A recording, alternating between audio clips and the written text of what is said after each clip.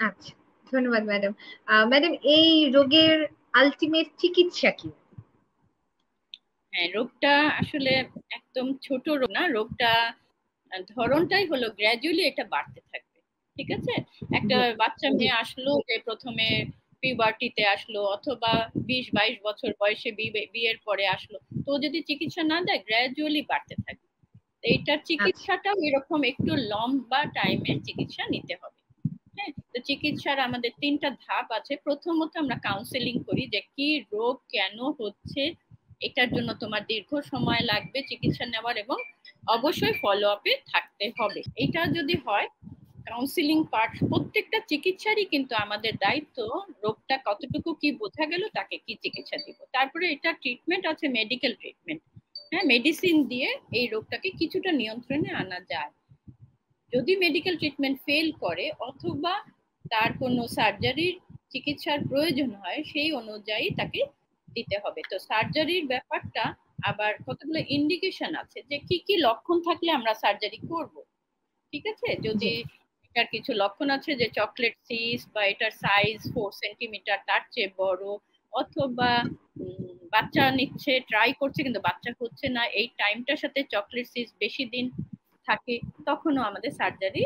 তাহলে সার্জারি করতে গেলে প্রথমে সিলেকশন অফ দ্য পেশেন্ট দেখে নিতে হবে।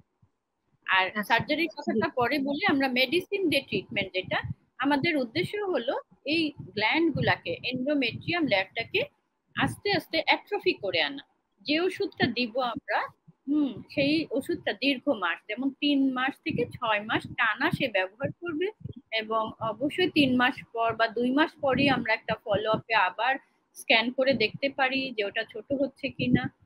ঠিক আছে? তাহলে মেডিকেল ট্রিটমেন্ট দেওয়ার আগেই সিলেকশন করে নিতে হবে পেশেন্ট, যে কার জন্য মেডিকেল ট্রিটমেন্ট, কার জন্য সার্জিক্যাল ট্রিটমেন্ট। আর আচ্ছা। ট্রিটমেন্টের শেষ ধাপটা যেটা আমরা বলি, সার্জারি ট্রিটমেন্ট তো করবে সাইজ অনুযায়ী, বা যার ইনফার্টিলিটির জন্য এমন হচ্ছে যে ওই সিস্টটা ফেলোপিয়ান টিউবটাকে ডিস্টরশন করে দিয়েছে, যে ফেলোপিয়ান টিউব দিয়ে যে ওভাম আসবে, স্পার্ম আসবে, তারপরে একটা জায়গোট তৈরি হবে, এটাতে বাধা দিচ্ছে, তখন তাকেও আমরা সার্জারি করতে হবে। তবে সার্জারির যে পেশেন্ট সিলেকশন এবং সাথে সার্জারির টিম সিলেকশনও একটা খুব ইম্পর্টেন্ট। কেন টিম সিলেকশন ইম্পর্টেন্ট? যে টিম এটা শুধু অবস্টেট্রিশিয়ানই করবে তা না। এই এন্ডোমেট্রিওসিস এর জন্য অনেক সময় দেখা যায় যে খাদ্য নালীগুলো জরায়ুর সাথে একদম খুব টাইটলি লেগে আছে। তো অ্যাডহেসিও আচ্ছা। লাইসিস মানে অ্যাডিশনটাকে ছুটানোর জন্য অনেক সময় খাদ্যনালীতে যদি ইনজুরি হয়ে যেতে পারে, তখন তাহলে সার্জনদের প্রয়োজন হয়।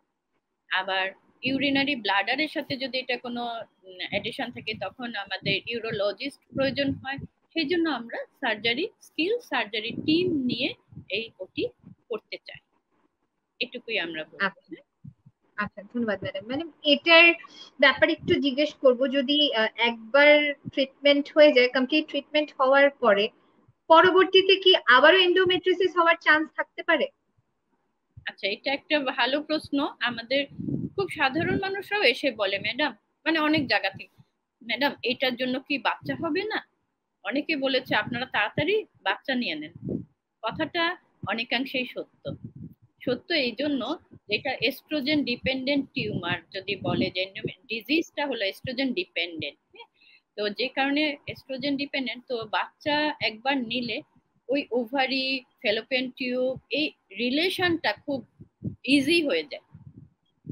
তো বাচ্চা নিলে ওই যে তার আরেকটা কি হয়, 9 মাস তার মধ্যে এস্ট্রোজেনের প্রভাবে ওই গ্ল্যান্ডটা তৈরি হতে পারে, এস্ট্রোজেন প্রোজেস্টেরন সবকিছু, ওই গ্ল্যান্ডটা সাপ্রেস হয়ে যায় অটোমেটিক।